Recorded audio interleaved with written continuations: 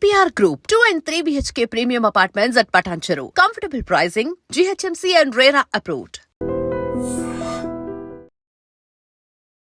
మాధవీలత గారు ఈ మధ్య ఒక కాంట్రవర్సీ ఏంటంటే నటుడు శివాజీ ఉమెన్ వేసుకునే దుస్తులు మీద ఒక కాంట్రవర్షియల్ స్టేట్మెంట్ చేశాడు.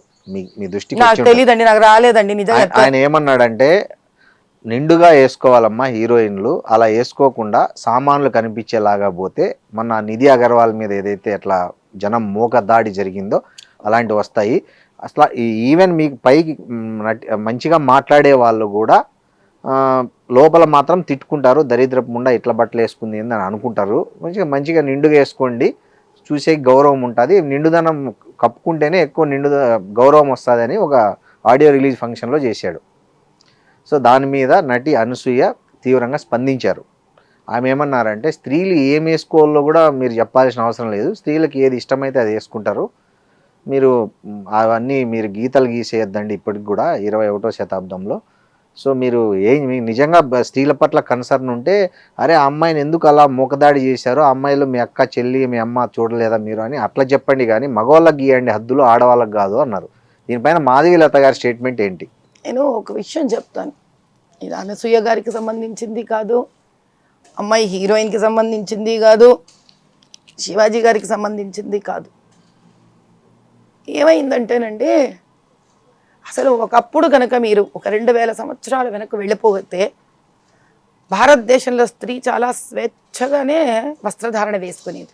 అందుకే మీరు ఇప్పుడు కూడా మనం దేవీ దేవతల విగ్రహాలు చూస్తే, మన రవివర్మ గారి ఆర్ట్ చూస్తే ఒక సింగిల్ వస్త్రం ఉంటది, చాలా చాలా సెక్సీగా తయారయ్యేవారు స్త్రీలు. ఆ స్వేచ్ఛ వల్లనే అంటే ఆవిడకి ఎలా కావాలో అలా శృంగారం చేసుకునేది స్త్రీ. ఎన్నైనా ఆ స్వేచ్ఛ వల్ల ఆవిడంత స్వేచ్ఛగా ఆలోచించగలుగుతూ ఉండేది. అంటే దీనివల్ల అది వస్తుందా అంటే అలా ఉంటుందా ఉండదా అని కాదు, freedom is freedom end of the day. ఎన్నైనా కరెక్ట్. నగలు వేసుకునేది, ఆ చక్కటి నడుము వంపులతోటే చక్కగా చీర కట్టేది. చీర అంటే ఇప్పుడు చీర కాదు, యాక్చువల్లీ గోచి తీసి కట్టేది. అంటే మీకు ఆ నడుమంతా కాళ్ళతో సహా ఒక చక్కటి శిల్పంలాగా ఉండేది. కానీ మన దురదృష్టం, ఆవిడ చాలా తెలివైంది. ఆవిడ స్త్రీ, భారతదేశం స్త్రీ విపరీతమైన తెలివి. ఎందుకంటే ఆవిడ ఎవరు అణగ తొక్కలే ఏ పురుషుడు. అందుకే మనకి అమ్మవారు స్త్రీ, మీరు ఆయుధ పూజ స్త్రీ, చదువు స్త్రీ, డబ్బు స్త్రీ, కడావిడికి ఏడిస్తే కూడా జ్యేష్ఠాలక్ష్మి స్త్రీ, అక్కడ స్త్రీ, భూమి స్త్రీ, భూమి స్త్రీ. కాబట్టి అన్ని అమ్మవారు స్త్రీయే. మనకి ఏది మన జీవితంలో ఉండే లాభ నష్ట సుఖ దుఃఖం అందరూ స్త్రీలే మనకి. అంటే ఆవిడ లేదా జగత్తు లేదు అన్న ఒక భావన. భారతమాత స్త్రీ, మగవాడు మాత్రం ఆవిడ పంచన ఆవిడ నీడన ఉండి తన పని తాను చేసుకుంటూ స్త్రీకి సహాయంగా ఉంటూ సహకారంగా ఉంటూ ఒక నాణానికి 2 వైపుల్లాగా రాణించాం మనం. అందుకే భారతదేశాన్ని గోల్డెన్ బర్డ్ అంటే ఆ స్థాయికి ఎదిగిపోయాం. దీని మీద ప్రపంచానికంతా దృష్టి పడేంత ఎత్తుకు ఎదిగిపోయాం. ఇక్కడ ఒక రాత భారతదేశానికి. ఎందుకంటే ఇది స్త్రీ పురుషులు ఇద్దరూ తెలుసుకోవాల్సిన విషయం. ఇలా మేమే కొట్లాడుకున్నాం అనుకో, ఎక్కడికి దారితీస్తుంది ఆయన, ఇది ఎక్కడికి పోదు. ఈ విదేశీ ఆక్రమణలలో వాళ్ళు మీరు స్పానిష్లు అనండి, పోర్చుగీస్ అనండి, పర్షియన్స్ అనండి, మొఘల్స్ అనండి, ఎవడనండి, బ్రిటిషర్స్ అనండి, రాగానే వాడి కన్ను ముందు మన డబ్బు మీదో భూమి మీదో పడలే, మన స్త్రీ మీద పడింది. ఎందుకని? వాళ్ళ దేశాలలో ఈ వెధవలందరూ ఇప్పుడు ఆ శివాజీ గారు వాడిన దద్ర బూతులంతా వాళ్ళకి చెందాలి, నేను అనలేను కాబట్టి అటు పంపించండి. బైబిల్లో రాసింది మీకు అన్నిట్లో తల నుంచి కాళ్ళ వరకు బంధించేసి వాళ్ళని ఇలా అడగదొక్కి చంపేసి స్వేచ్ఛగా మన స్త్రీ మీద కన్ను పడింది. 1 సంవత్సరమా, 2 ఏళ్ళ, 3 ఏళ్ళ, ఈ 100ల సంవత్సరాలు ఈ స్త్రీని హింస పెట్టి నలిపి పారేశారు. ఈ ప్రయాణంలో భారతదేశంలో ఉన్న మగవాడు ఎవరు?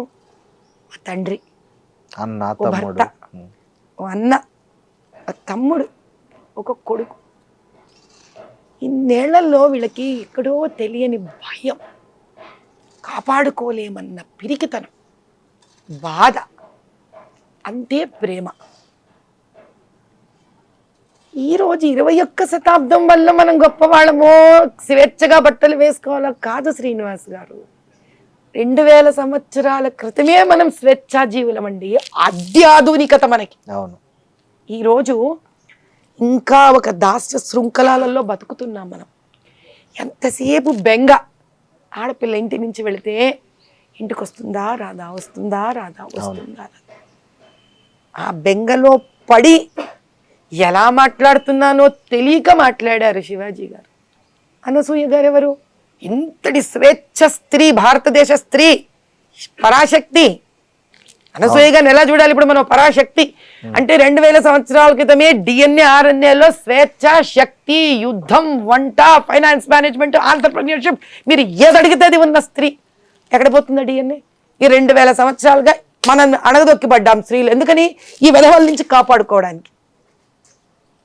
కాబట్టి వీళ్ళు వాళ్ళని తిట్టుకొని ప్రయోజనం లేదు, వీళ్ళు వాళ్ళని తిట్టుకొని ప్రయోజనం లేదు. ఈ రోజు మనం చేయవలసింది ఏంటి కర్తవ్యం అంటే, ఆవిడలోంచి ఒక పాయింట్ తీసుకోవాలి. ఏమని?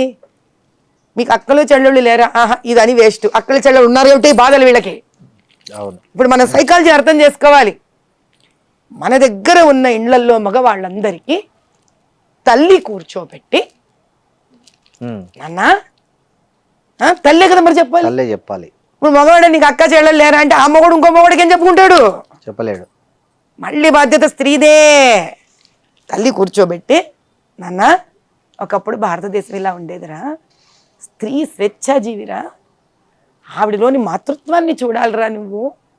సామాన్లు సరుకులు అనకూడదు నాన్న. అక్కడి నుంచేరా తల్లి నీకు పాలు ఇచ్చి పెంచి పెద్దదాన్ని చేస్తుంది తండ్రి. కాబట్టి నీ ప్రతి స్త్రీలో ఒక మాతృభావనని చూడగలుగురా నాన్న అని తాను గర్భం దాల్చినప్పటి నుంచి ముందు ఆ స్త్రీ తన ఇంకొక స్త్రీని గౌరవించగలగాలి. గర్భంలో నుంచి వస్తున్న శిశువులోని కణాలు తయారవుతాయి చూడండి. ఆ సందర్భం అప్పటి నుంచే స్త్రీ మీద భక్తి భావన. సనాతన హిందూ ధర్మంలో ఒక ప్రహ్లాదు లాంటి కొడుకు నాకు పుట్టాలని కోరుకోవాలి. స్త్రీ ఏమి ఇంకా పురుషుడేమి? ఈ సమాజానికి సమస్య తీరినట్టే కదా. ఇప్పుడు ఉన్న తల్లులు ఇండ్లకు పిలిచి ఈ రోజు నుంచి వాళ్ళని ఏ చిన్న వయసు అయినా సరే గ్రూమ్ చేయడం నేర్పించాలి. తద్వారా సమాజం అక్కడికి మార్పు తెచ్చేంత వరకు స్త్రీలు కూడా వీళ్ళని ప్రేరేపించినట్టుగా కాకుండా కొంచెం జాగ్రత్తగా వీళ్ళు కూడా మసలుకోవాలంటే ఒకటే సైడ్ నుంచి చప్పట్లు రావు. కాబట్టి 2 వర్గాలు కృషి చెయ్యాలి. దేనికి?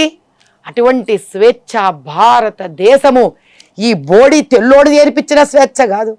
అనంత స్వేచ్ఛతోటి 2000 సంవత్సరాల క్రితం ఏ స్త్రీ శక్తివంతురాలుగా బతికిందో అటువంటి స్త్రీ స్వేచ్ఛ మళ్ళీ కలగాలని, యుద్ధం చెయ్యగలగాలని, రాజకీయంలో నిలబడగలగాలని, సంస్కృతం వేదాలను పఠించగలగాలని, యజ్ఞం చేసే హక్కు రావాలని, జన్యుధారణ చేసుకోగలగాలని, అటువంటి భారతనాతి కావాలి. మళ్ళీ ఒక గార్గి రావాలి, ఒక లోపాముద్ర రావాలి, ఒక సీతమ్మ వారు రావాలి. వీళ్ళందరూ తిరిగి రావాలి మళ్ళీ భారతదేశంలో. వీళ్ళేంటయ్యా మనకు నేర్పించేది?